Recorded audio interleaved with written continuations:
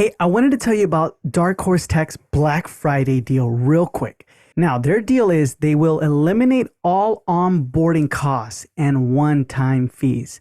Now, what does that mean? If you take advantage of this limited time offer by the 27th, so if you're on the 27th or before or sooner, right? If you sign up for a 1-year term with Darkhorse Tech, they will eliminate all onboarding costs and one-time fees just for Black Friday. So if you're listening to this and it's Black Friday or it's a little bit before Black Friday, make sure you take advantage of that deal. Now, if you're listening to this and let's just say it's December, it's a whole different time of the season, a whole different time of the year, don't worry. Remember, Darkhorse Tech is one of our sponsors. They support the podcast and they will give you an exclusive deal, which is the first month of service is 100% free. How fantastic is that? Your first month of service is 100% free just for being a listener of the Dental Marketer podcast.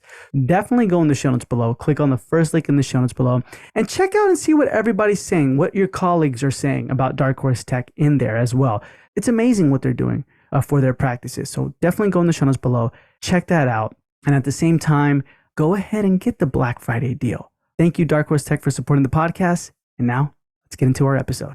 All right, it's time to talk with our featured guest, beloved person. Everybody adores him, Reuben Kamp. How's it going, man? You know how hard it is to be beloved and an IT guy at the same time. So I'm doing great. Thanks, Michael. Been doing this 11 years and just happy to be talking with you today.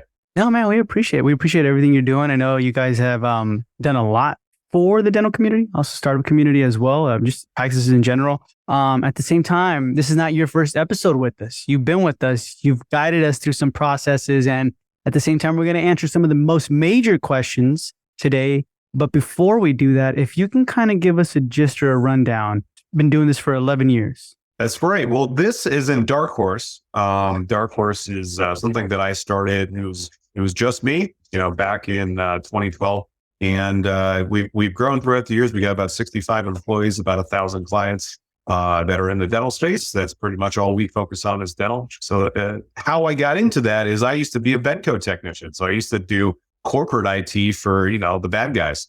And, they really loved selling burrs and bibs and all that stuff. But IT was kind of an afterthought. So I really wanted to, start a company where service was the main for not selling consumables. So other interesting, my dad was a dentist. That's how I got into this industry. I think everyone has a really interesting path about how you found dental. I know you do, Michael, as well, right? We all kind of get dragged in somehow. Yeah. Went to school, Chapel Hill to be a dentist and decided I didn't want to do that. So Benco, Darkhorse, here we are. So you left Benco mainly because you were not seeing what you wanted to see, or what was the reason? Yeah. So, they're a sales company first, right? So they're, all the meetings and all the messaging and everything like that. It was about how do we sell more products? How do we sell more CBCTs? How do we, get more accounts and sell them consumables? I call it burrs, bibs, and everything else. And they had IT because they didn't want Shine or Patterson to be in that office. They always they had IT as a defensive mechanism, but not as like a core, something that they were, putting a lot of resources in to develop. So, I'm very passionate about what I do, customer service in dental. That's kind of that's my niche. So, let's say if Benco was 80-20 sales to service, right? We have 3 people in sales out of 65 people. So you can see just by the demographics of our, how we're made up. Most of our people are in places to support our clients, not to sell, to shove something down their throat. So that was very important to me, just as a service technician that started a company versus, we have a lot of competitors out there that have just either bought an IT company and they're just trying to squeeze it for profits, or, someone who does not understand customer service, but hey, they're really good at a P&L statement. Yeah. Yeah. Did you specialize that in Chapel Hill, IT? No, I had biochemistry. Okay. I was, that's pre-dental based. Anything that's in the sciences basically is pre-dental. So that's computers. That's just been kind of my thing for as long as I can remember, 9, 10, 12, got into building computers and fixing them and started a company in high school called 8th Grade Computer Solutions with a buddy of mine. And we run around, and anybody that knows Ithaca, it's Cornell. So we fix some Cornell professors at all hours of the day. And anyway, so just kind of been a passion, self-taught passion of mine. Yeah, because I was going to ask you, out of all the things you were doing in Benco, why did you pick to hone in on for that solution? You know what? They wanted me to be a dual trained tech, right? They wanted me not only to go into an office, install a computer system, sensors, mount to CBCT, calibrate it, do all that stuff.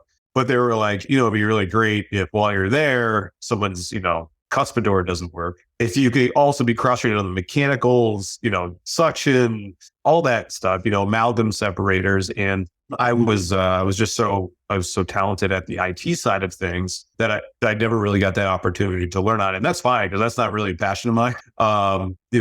Those systems are kind of gross, what goes down the drain when they get clogged up. So there's some very talented, we call them core service technicians, right? The core equipment in the office.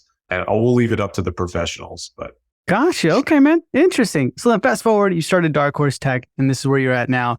Now, I know we're going to kind of talk about, and let's kind of jump into that if we can. A lot of people do have open dental, right? And so break it down to me. What are the confusions when it comes to having that and then IT? Absolutely. So kind of how we got here is, Darkhorse version 1.0 was, we were a small regional upstate New York company. I'm in Ithaca, New York, small town, 30,000 people, 30,000 college students. And, that was the old way of doing things. And then, we got a break, and Howard Ferrand hired me.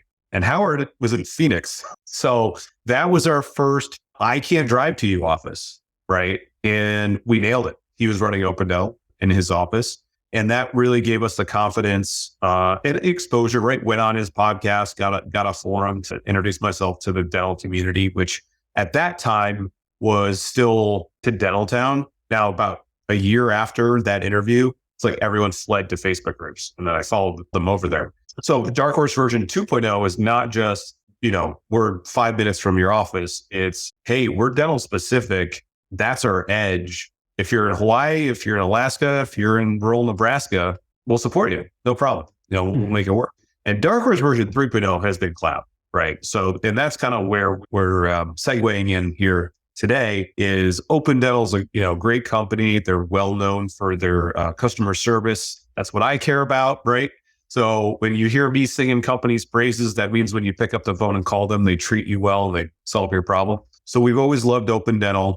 And so the confusion has come up just recently. So cloud, OpenDental, there's two versions. There's the one that everyone pretty much has right now, which is you call them up, you buy a license key, and you put it on your server, and right, it's a local system.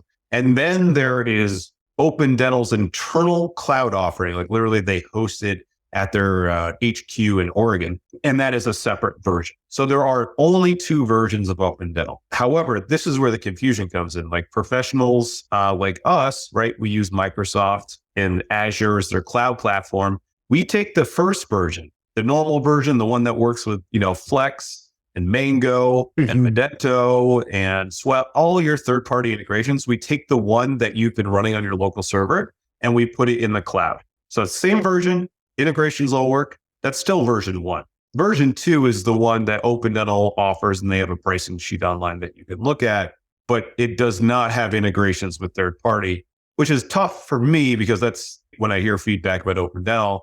The product's great, the support's great, but people really love using all the third-party integrations, and they love the ability to switch, right? If something's not working for them, there's 9 other paperless companies you can go to, right? Or like, Flex is a great example, right? Flex is only written for OpenDental, and they do a really good job of what they do, right? Does not exist in any other practice management software. Cannot replicate it. But let's say the owner or general manager of Flex pissed you off. You can switch software. So you can't do that with any other platform out there. So to break it down really simply, there's the off-the-shelf OpenDental, and that's the one that, that we're in large part supporting, putting in the cloud, creating awesome solutions for single practices, multi-site practices, and DSOs.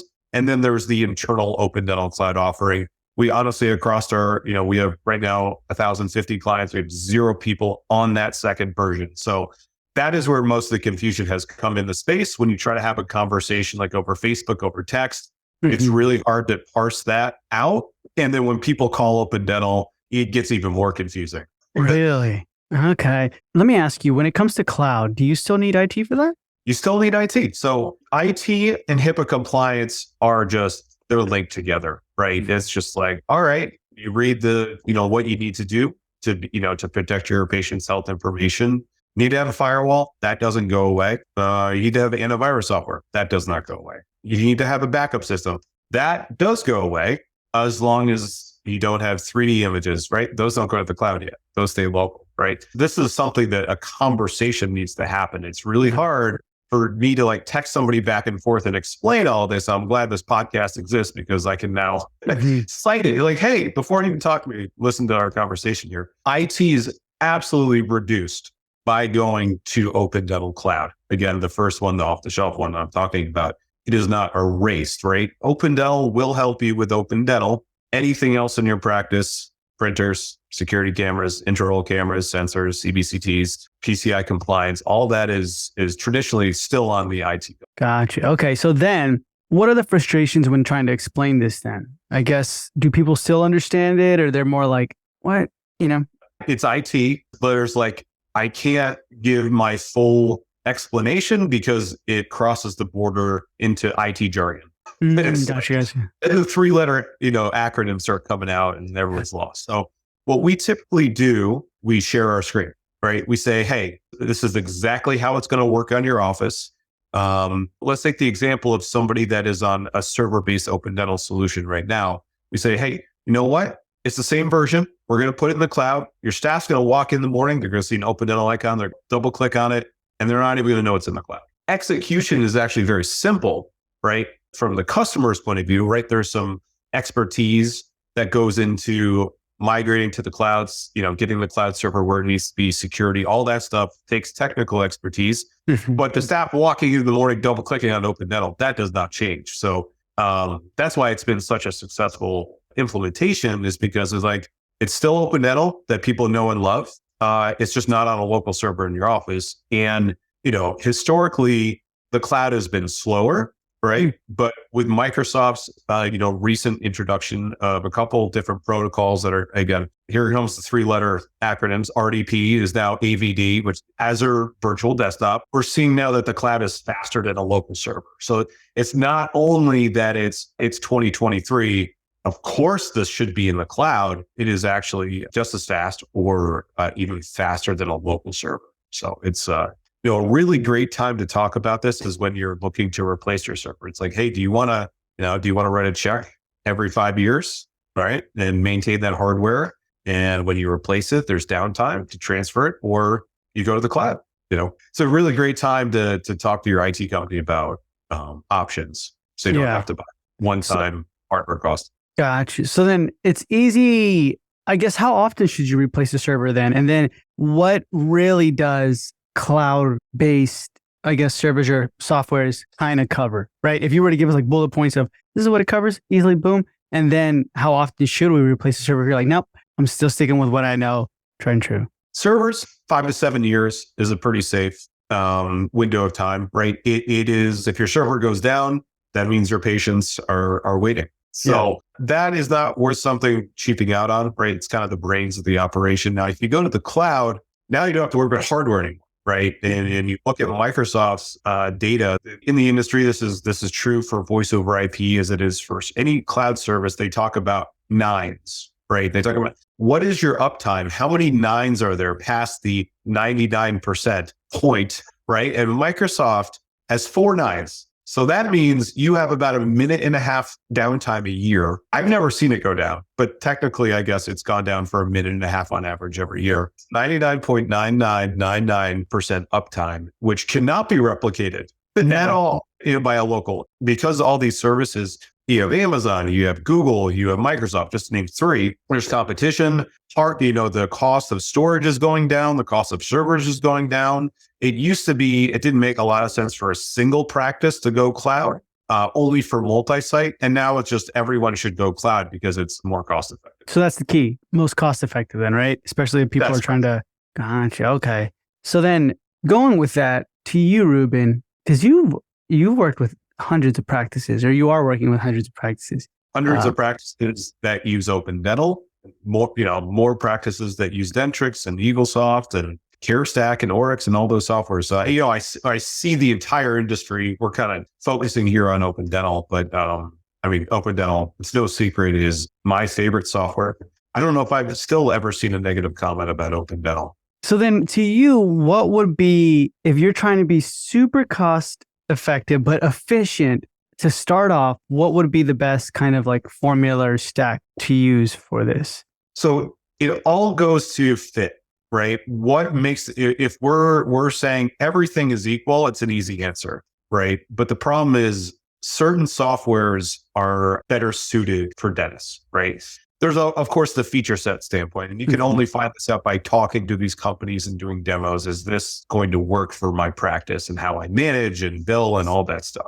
And the other side of this is, what do you want? Do you want something that's all inclusive, right?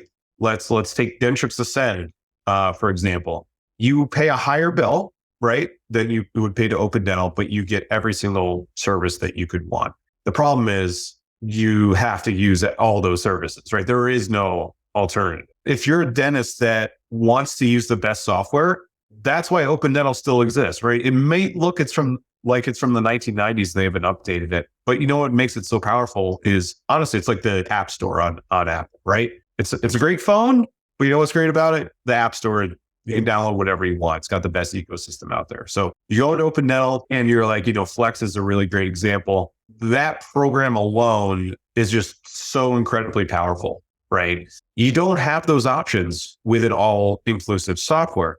But maybe you're a dentist and you're just like, I don't want to worry about having to sign up for Open Dental and then Flex and then, practice by numbers and then Mango Voice. I don't want to have to do all that, right? Which is, why companies like Archie exist, because they'll say, hey, we'll give you practice management. We'll give you phones through Mango. It's included in your bill. We'll give you patient communication. We'll give you all this stuff. So you kind of have to ask the question of, what kind of person are you? Are you just, when you sign up for one thing and I'll just use whatever they have? Or do you want to be able to be like, I want to work with the best patient communication company. I want to work with the best clearinghouse. I want to work with the best patient portal company, credit card company. That's who I am. That's who a lot of dentists are out there. Open Dental is still the number one software for startups. When we see people have all the choice in the world, that Open Dental is still being over 50% of startup practices are still going Open Dental. And that's why it's more of an ease question, right? Single pane of glass. It's all here. Freedom of choice is on the other side. Gotcha. So one is more like all one subscription. Yeah. Like, for example, like Oryx, right? If you were to just go with Oryx, all in one, exclusive, inclusive, everything. I'm going to get Oryx and I'm going to get phones. I'm done. Yeah. It's easy. Yeah. Okay. But if you want the other side, right? The freedom to choose. So we have opened 400 startups. I've talked to most of these people and then even more people, right? Because the ones that didn't go with us, right? And I hear their story. And I think the reason Open Dental is appealing is because, let's go back to 2012. I'm leaving Benco. I'm risking, that's the health insurance for our family. That's half the income for our family. And I'm leaving with nothing. And I'm saying I have a dream to create a great IT company and I'm going for it, right? And that's who the startup people are, plus $1.5 million in debt, which I did not have. That's a whole nother layer. So, when you talk to these people, they're like, this is my dream practice. I want it to be freaking awesome, right? Mm-hmm. And I'm not sure those companies can meet that standard, right? They're trying to be the jack of all trades. Because when you peel back the layer, let's go back to Ascend. That's like 10 different companies, right? They stitched the software all together to make it all look and feel like a cohesive interface. But the practice management module is different than the imaging, right? That's a separate software, right? So you're talking about one company who's trying to develop, and push forward 10 different platforms. It's really hard to do, right? And there's one reason why we're like, hey, Mango, do your thing. Just freaking nail the phones, right? And a lot of IT companies do phones. We just feel like it distracts from our core purpose, which is like, all right, we're going to be awesome at support. We're going to be awesome at startups, which is basically support as well, and we're going to be great at the cloud, right? We'll just focus on these three things. That is our competitive advantage. When you try to broaden in any segment, I mean, dentists probably know this from trying to let's bring in ortho, let's bring in oral surgery in-house, and you try to be A+ at all these different things. It's really hard. It's the same thing with software companies. Everything in the startup, it's a conversation. I listen to what people want. And, anytime they're just like, this has to work. I want this practice to be the best patient experience it can be. It usually inevitably points to a single software company. Yeah. Okay, cool, man. That's awesome. And then so with that kind of being said, I know cost kind of comes into mind. That's the question that a lot of people really ask is how can they start cutting down on their IT or how can they minimize that IT bill?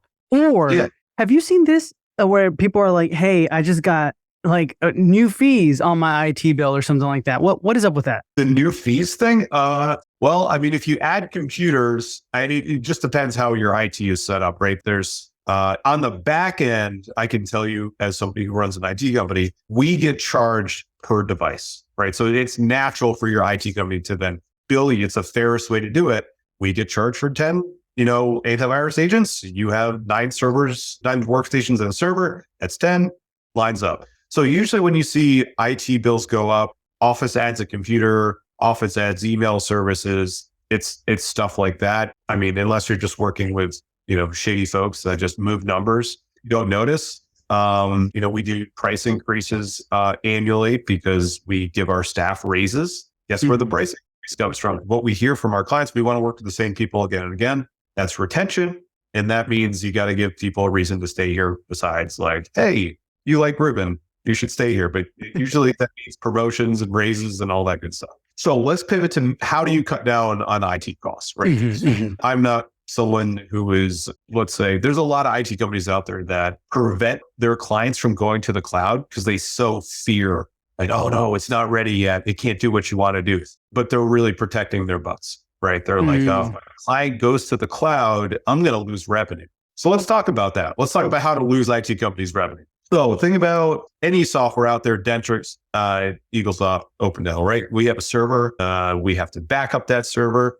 And the office says, you know what? If that server goes down, I don't want to be down at all. All right. So then we need a backup and disaster recovery system. So when we go cloud, let's just make it very, very simple. Let's leave 3D out of it. Let's treat it like it's a pediatric office and everything is 2D imaging. I'll pick on Oryx for now, right? And I know it's a good partner of ours. I know Rania. I love the products. When you go, or let's say you're on OpenDental and Dexus Imaging locally, you go Oryx. What goes away on the IT side? Well, I don't have to manage your server anymore. That is one of the highest costs on there. That goes away. I don't have to back up that server that I'm not managing anymore. So that goes away. So what does that leave? That leaves how much support you want, right? And so that's either you pay as needed or you want unlimited support for your practice. The firewall, that is still a HIPAA requirement, and antivirus software. I'm just trying to keep it as simple as possible. Like there's patch management and all this stuff. You have to keep your computers up to date. That should go along with the antivirus and all that stuff. But some big stuff comes off, but you still have a lot of requirements and things to protect on the network. Gotcha. Okay.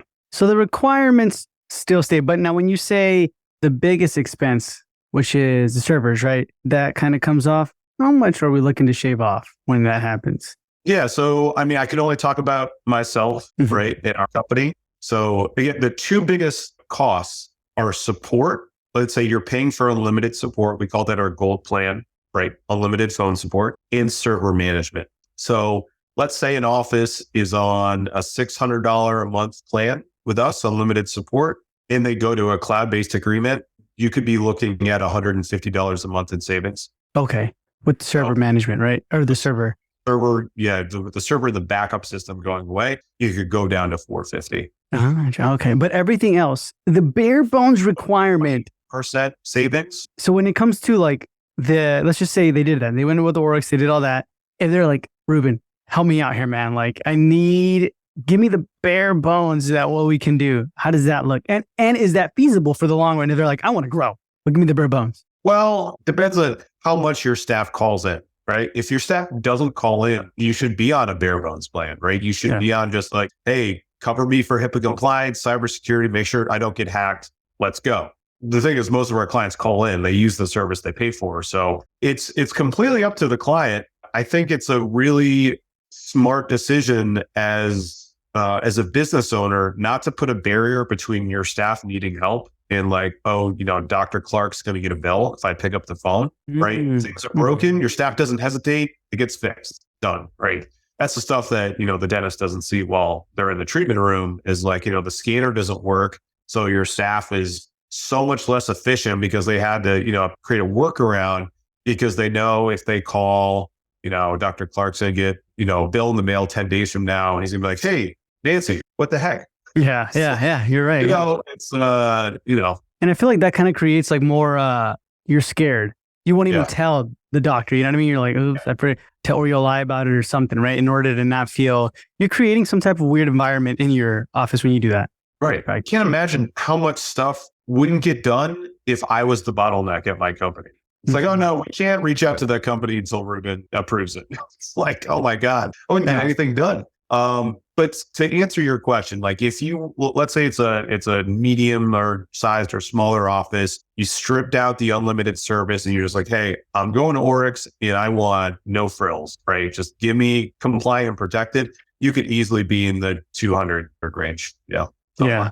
But the unlimited, like, give me an example, like why, or from your experience, if you can give me like the top 3, why does staff call in a lot? Let me just pull up our service board right now and just list off what people call in about. Your PCS compliance scan has expired, needs to be ran, right? So if you've ever looked at a PCI compliance scan, it's a test for IT professionals. It's like, what settings do you have on your firewall? Do you have antivirus software? When were the last? So it's basically a test for IT people. That's a really great thing to offload to us because that thing takes like 30 minutes to complete, right? Questionnaire, and then you have to schedule a scan. You have to know your internal IP address that Spectrum gave you to run anyway, that's one example. Let's see. Questions about switching a Panorix PC to server PC. So this office, they have an imaging database on their PAN PC, and they want to talk to us about what it would take to move that to the server PC to consolidate that. Create remote access, right? That's something that's included with all of our plans. Create remote access for my new remote employee so that they're log into a lab computer. Let's see, install Remexis on computers that were just installed by the office. Workstation 2 cannot print. Create new Windows user on consultation computer. And then, this one's great. Shout out to Becky Scott from Lincoln Children's Dentistry. Help my son get Fortnite to work on our office Wi-Fi. So you guys cover all kinds of help my son get Fortnite to work. Yeah, I mean, cover everything. IT companies. We're dental specific. We coach our people to call us on anything. There's really 2 setups. There is the like IT company that say, hey, that's a vendor problem. You need to call them directly. And then there's us, right? And some other really good companies in the space who have vendor management built in. And that's the expectation that like your staff is taking care of patients. They're not like waiting on hold with CareStream or, Gendex or Dexis. They got to take care of patients, like wait on hold while we're, working at home or at HQ. So but I think that's really good to have though, because I feel like a lot of the times you waste time looking for it, right? When we can just go to you and then you give us the solution. Hey, it's a vendor. Hey, it's this. And so I'm sure you've heard this a lot. And this is a question when I asked, and the Dental Market Society Facebook group, like in other places, they send us this one a lot, when VoIP, right? So they're saying kind of like we're having an issue with our phones. And then VoIP says there is no issue. Or it can be any other vendor, right? That says there is no issue on our end. So then it falls back on you, or what happens there? Yeah. So, in the example of the bad IT company that says call your vendor, you're stuck in the middle as the client. That's the worst. You feel helpless, kind of feel a little pissed off. You're like, what? And so our clients never have to feel like that anymore because we are them in that scenario. We're hunting down the solution. The ticket will not get closed until the issue is resolved. So let's talk about voice over IP, right? A lot of people, that is the standard now. Of course, you should have it. It's really great if you have a hybrid, you want to offer jobs that are hybrid or even full remote, right? Voice over IP is like the only way to pull that off. So you install your new phone system and you're having call quality issues. The number one most likely culprit is going to be your firewall. Okay. So if the phone company says, hey, our servers are great, everything looks really good until it hits your office. And so let's assume they're right. Yeah. Let's assume AWS is not having an issue. Firewall is going to be number one. Internet quality is going to be number two. Mhm. And number three is going to be the device that controls your network. Sometimes that's the server, sometimes that's the firewall. But basically, when you go to Starbucks and you join the Wi-Fi, you're getting an IP address from something, right? You're not just magically connecting to the internet. Something is handing you to an address. Okay. So those are the three things that, again, if you have an IT company, they're going to be able to diagnose that stuff pretty quickly. They're going to be able to run, let's say, in the internet stability, they're going to be able to run a ping test. Let's say use Spectrum.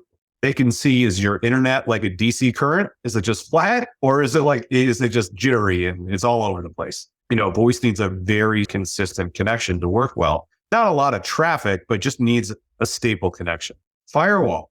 Well, if you just leave the firewall stock unconfigured, it's just going to be constantly scanning that phone traffic, and then you're going to have call quality issues. So what we do is after the office, let's say they get Mango, they plug their Yealink phones in, they show up on the network. We do a couple different things, but just to keep it simple, we whitelist them, right? We tell the firewall, these devices are safe. Don't hammer them, right? Don't constantly bombard them with internal threat protection stuff. There's a couple other tips and tricks you can do, but it's more kind of for your IT than like a DIY stuff. So we won't talk about that. Yeah. And then there's the device that hands out IP addresses, right? So you could be out of IP addresses, right? You have such a large office, you've maxed out, you plug that phone in, it doesn't even connect to the internet. You could have IP address conflicts, right? So let's say the phone's working great. You connect your laptop. That router gives your laptop the same address as the phone. One of those devices is going to win. Right? Okay. Uh-huh. Right. So there could be an IP address conflict. And I'll just throw out some other words if people are taking notes here and they're going to send it to their IT company. DHCP. That's the service that hands out IP addresses. DNS. That's how devices resolve internet addresses, right? Google.com is actually 8.8.8.8. Okay. Right. So when you type in google.com, it's touching a DNS server and it's saying, what is this? And it goes, oh yeah, that's 8.8.8. Of course. Well, here you go. You don't know that's happening, but DHCP, DNS, and lastly, gateway. Gateway is just how you get to the internet. So I know that's a lot of technical jargon, but for those of you who are DIY or like furiously writing your IT company an email right now, just put all those words in there. Wait, quick question. Leaving firewall stock, what does that mean? Like you said, if you just leave your firewall stock. Okay. So let's say you get a firewall, plug it in out of the box, you don't do anything to it. All right. You're going to have phone issues. You're going to have issues with anything that is internal that needs to broadcast external. Mm-hmm. Okay. So think about open dental e-services. Think about credit card, right? You have a credit card reader. That thing needs to authenticate their credit card and come back. If you leave it stock, it's going to turn off access to all of these devices that you rely on your practice to work on. Now, it's not going to not work 100% of the time, but these are the things that your IT company should be doing. They should be whitelisting these known good devices so there are no issues and you don't have to worry about this stuff at all. Gotcha. Okay. Interesting. So this is basically why we hear all the time where they might be like, hey, it's not us. Call your IT company. And it's not us. It's you. It's honestly usually the firewall and not to get into a soapbox here. It's really hard because there's not like a set of standards. Like anybody, including me, I should say, self-taught, just have a lot of experience, can be an IT person, right? Mm-hmm. So, you come along and someone's like, oh yeah, I can do all of that for half the price, right? And it's just like, okay, but what are you getting? And it's like, none of this stuff is HIPAA compliant. Mm-hmm. So like, no wonder it's half price because it's not actually protecting your office. I do want to work honestly with folks that care about their patients' data, right? Because that's what I care about. Yeah, doing a good job. But IT is one of those tough industries, right? There's not a lot of regulation in terms of who can be an IT person. If you're an IT person that's working with a dentist, you have their trust and you breach that trust by selling them something that is not HIPAA compliant. there are no ramifications for you. So it's somewhat of a wild way. Like I'm in this position where, I've been around long enough that I have the respect of a lot of people out there. And there are other companies like Medix Dental that do a really good job in this space. And, we like to say we're the good guys, right? We don't cut corners. We do the right thing. We take care of our clients. But then there's the rest of the market. And it's really hard to have conversations because the dentist is always stuck in the middle, right? They're hearing one thing, like from a colleague, oh, this endodontist who has 5 offices in Illinois uses this guy and pays him $40 a month. And that's everything you do. I'm like, yeah, okay. It's half of me is like, I want to fight to keep the client. The other half is like, this person has been said a load of, BS. And I'm not going to be the one that's going to be able to convince them that they were given wrong information by their endodontist friend. So it's like, it's what would in that scenario? No, that's good because in that scenario, what would be like I guess in your terms, like the BS, like the stuff where you're like, Reuben, I see that all the time, man. Where I'm like, oh look, your fellow IT person here just wants to let you know, but and then they give you like a list of everything or whatever, and you're like, what? You know what I mean? It looks like they pretty much are saying like we can do the same thing, but like $40 a month. I'll spare the name, but I'll give you a real example. So we had a dentist that recently left us, right? And they were under a 1-year startup deal, right? So we give folks lower pricing on the startup price. They just have to sign a 1-year term, initial term, then it's month to month after that. So it was like month 6, and this dentist was struggling, right? Her practice wasn't growing as fast as she wanted to. So she was making calls to vendors to be like, hey, what can you do for me? And I was kind of alluding to the endodontist. That's kind of the story, right? She talked to a colleague who used a guy for his practices and was like, hey, I'm really struggling. Like, I'm not going to hold somebody to a contract if I'm affecting their business. Yeah. That's not why I got into this industry, right? Just to make every single dollar I could from a dentist. And it's like, tell you what, let's make a deal here. Send me what they sent you. If they are truly matching what we are providing, like just let's part ways, right? Go there, save some money, and let's part as friends. So got an email a week later, and they're like, the plan is we're going to take your HIPAA compliant firewall and we're going to replace it with a home router for Best Buy. It's like, okay. And then we're going to take your HIPAA compliant backup system and we're going to install a free Dropbox. I'm like, okay. So I didn't even read the rest of the email. I just stopped there and I was like, all right, so let's figure out how to work together. They're not giving you a HIPAA compliant solution. But, like if I can help you in any way, take some pressure off your business, let's do it. And then email came back with basically, I was the bad guy for pointing out that they had been given bad advice. So I have 2 choices in this moment. I can keep continuing to try to work with this person, or I can just let them go. And I chose to let them go. I don't want to have to be the bad guy. I don't do high pressure sales. I don't do scare tactics. Or if you trust another person more than me, by all means, please go work with them. But, peace of mind, sleep at night. I told the doctor everything that they were not getting. They were literally compromising their patients' health information. I can't work with that person, Yeah. So they were more upset that you didn't agree with the other IT companies like janky solutions. You know what I mean? Hey, we're just I thought it was just like a perfect, if they're doing what we're doing for less money, show me, because I would love to know how to be more efficient. I'm curious, like how is this possible? And it turns out the solution was, we're just going to pull stuff off of Best Buy that belongs in someone's home and say you're good. That story really gets into the essence of the complexity of being an IT professional in healthcare. Yeah.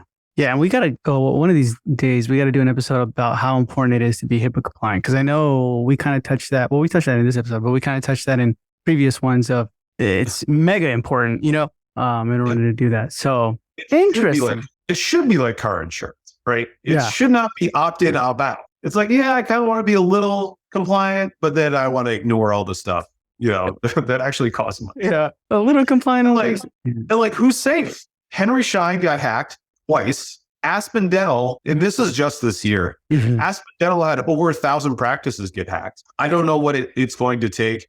And I try not to, worry about all the dentists that didn't take my advice and went down a different pathway. But, this is what I talk about. I want to work with people that care about protecting their patient. It is a passion of mine. I want you to care about protecting your patient's health information. Yeah.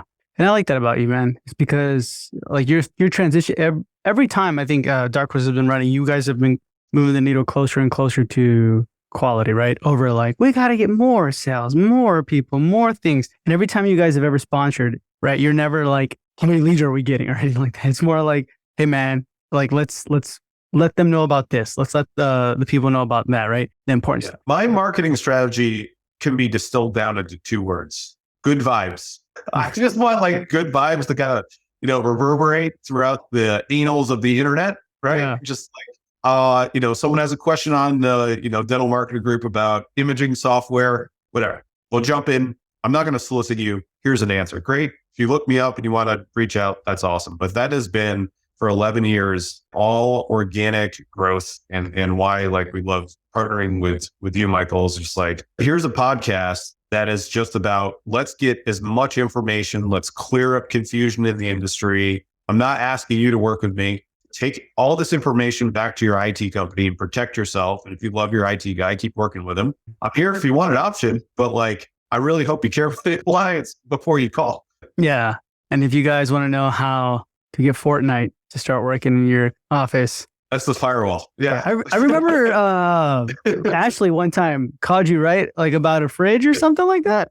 So Ashley once called me when her power went out. Yeah. It's like, hey, my computers aren't turning on. I was like, can you call your electric company first? And that goes back to just like, when we train our clients, calls for anything, sometimes they do. Yeah. And call NICEAG or, call your local power company. Happy to help out and pick up the phone and all that. But yeah. That's awesome, man. That's awesome. Reuben, we appreciate your time. But before we say goodbye, can you tell our listeners where they can find you? Oh, yeah. I'm all over the internet. So you'll see me just popping around in and out of Facebook groups. My direct email is admin@darkhorsetech.com. You can go right on our website, hit contact us, and that will generate a little link to schedule a call with us. DM me on Facebook. You can DM me on Instagram. You'll see, Instagram, if you want to follow us at Darkhorse Tech, that's where I post, anytime we're doing a startup, I post all the pictures out there. Right. So if you're, interested in working with us or just interested in like, what are the newest, latest startups looking like? We're pretty much doing 1 or 2 startups a week. Right. We did about 87 just last year. And so, yeah, follow along. That makes me feel good because I'm the one doing all that posting. So please like my photos. Please like my photos. Awesome, guys. So that's all going to be in the show notes below. So definitely go check it out. Follow Darkhorse Tech on their social media. And at the same time, click on the first link in the show notes below to check out the exclusive deal that Darkhorse Tech is giving you. Go ahead and do that. And Reuben, thank you so much for being with us. It's been a pleasure. And we'll hear from you soon. Appreciate it, Michael.